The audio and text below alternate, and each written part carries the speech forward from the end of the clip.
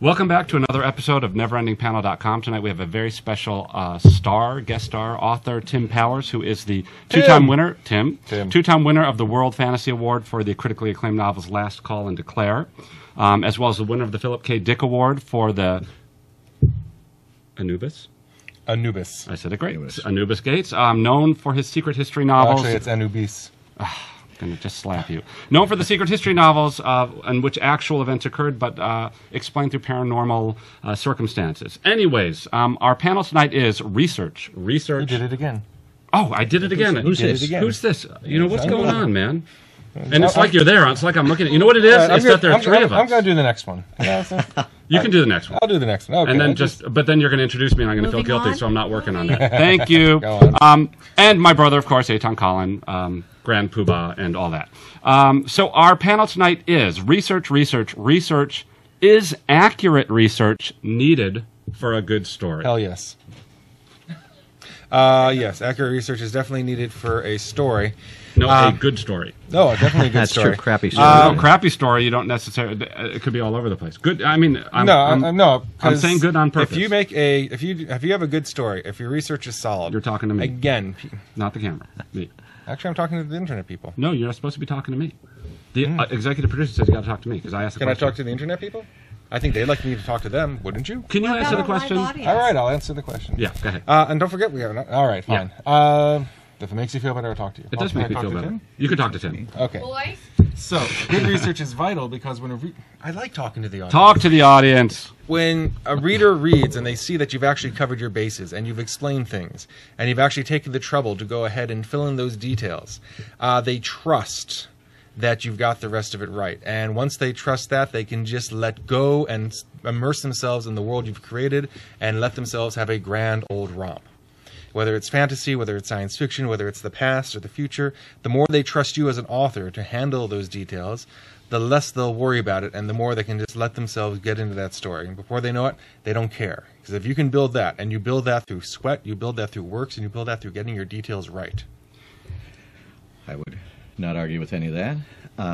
Yeah, I think it's crucial, too, that when you're talking about their shoes or a carriage or a gun or... how they fed themselves. Yeah. Did they have forks? Did they have knives? Did they roll big blocks of Parmesan cheese across Europe? I always want to know that about characters. When you give us those details, even though you might be just a little bit giving us more than than you would if it was set now in Los Angeles, it does, as you say, give credulity to the thing. And I've found that the main reason to do research is not so much to avoid getting angry letters from scholars, because you're going to get that anyway. You know, they didn't have B-17s; it was B-29s. Right. The main thing, though, is not it's my world. They will fly what they want to, fly what they want. Write this down. Write this down. It's gold, baby. But the main reason to do research is it gives you a whole bunch of wonderful, colorful stuff free. I don't think I have that much imagination. Knowledge I didn't have to think about. Woohoo! Yeah, I don't think I have that much imagination. But what I can do is read a whole bunch of research books and pick bits that are too cool not to use. Because any, alien historical period is going to have some fascinating bits. And then all I have to do is connect the dots. I've actually been... That's a trade secret. I'm trusting this. This will go no further. We will tell nobody. I've been researching, just trying to get into the head of a world where women are in charge. And it's fascinating, because what Donnie and I did... Yeah, just sleep over for, a week. Arlene. What I did is I read Little Woman. Oh, not which bad. is just, if a woman were in charge, starting from the early 20th century, I think that would be, as is now, a book that would be very popular with them. And in doing that, I discovered that almost no guys have actually read that book. Guys, read that book. You will leave every other guy in the dust when you're having a conversation with like 2 or 3 women that are overjoyed that they met a guy who actually knows who Joe is. And is perfectly happy that you can discuss why Joe and Lori didn't get together, and all of a sudden, boom, you're gone. But it's a mindset. And my brother has read it. We're going through The Adventures of Huckleberry Finn, Tom Sawyer, and we're just all these details, how steam engines work, what would music be like in this world. Yes. And all of a sudden, you're just finding all these bits that just take more Conversely, and more research. Eitan and I got into a bit of a bind with the Prometheus board because we apparently had put our beanstalk in the wrong place. And in their minds, we hadn't done the research correctly, and they wanted, before they were going to nominate us, they said, we want to make sure that, do you guys realize you can't put a beanstalk in New York City? It has to be on the equator. To which we said, actually, technically, you can.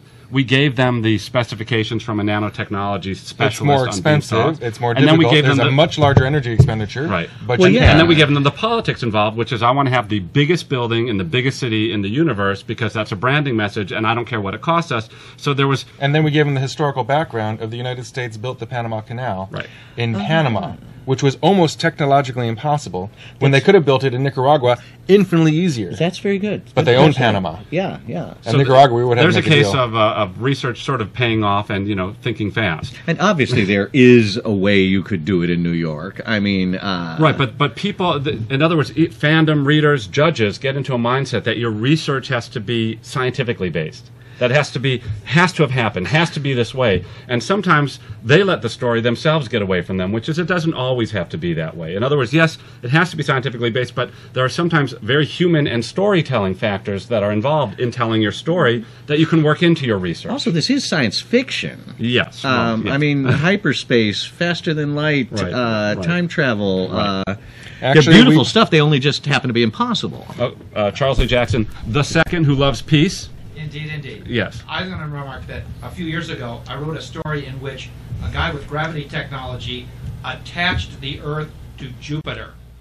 I had to figure out where on Earth to put the anchor, which turned out to be along the Tropic of Capricorn in Chile, activated at midnight at just the right time, finding out where Jupiter was going to be, making all this stuff work, and then figure out what would happen if the Earth, swung back to midnight in Chile and then started moving away from the sun. I suspect this is more fun for us, the writers, than necessarily the 10 readers who will be really pissed off that you got it wrong by a fraction of a, Yeah, I think these Prometheus people might have a problem with your Jupiter project. But the thing is, it is fiction.